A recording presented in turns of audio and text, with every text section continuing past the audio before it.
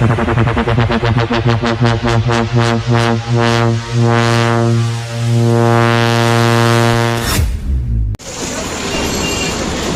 খবর ভাই লোক, চলে আসলাম সিরিয়া পাঠা ছাগল বাজারে। আর এখানে নাকি অনেক বড় বড় পাঠা ছাগল উঠেছে। এবার চলেন ভিতরে ঢুকে দেখা যাক কতটুকু বড় বড় পাঠা ছাগল উঠেছে।